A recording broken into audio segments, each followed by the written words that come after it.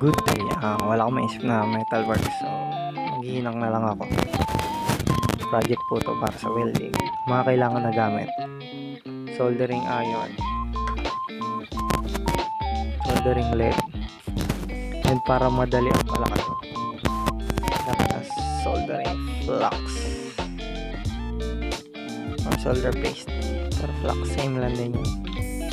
So unang gagawin, isaksak muna yung soldering iron by hayaan itong minute.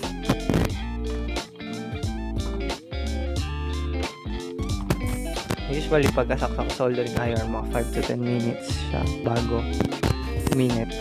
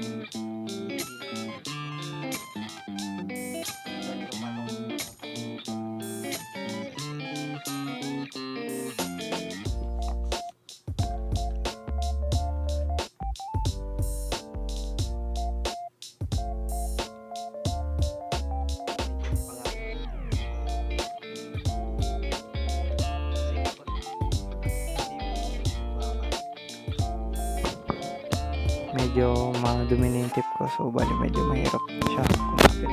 Matunaw pala. Bali kaya iniinit muna yung bakal para kumapit doon yung hinang. Kasi kapag nilagyan mo lang pas tunaw na tingga sa may bakal, hindi siya didikit. Bali mangyayari niya para magbibilog lang siya. So bali mas maganda siya initin muna.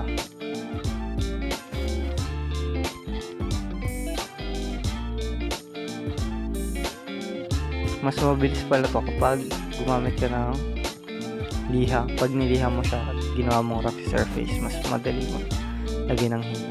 Mas kakapit siya compare kapag hindi siya nahina, niliha pa lang.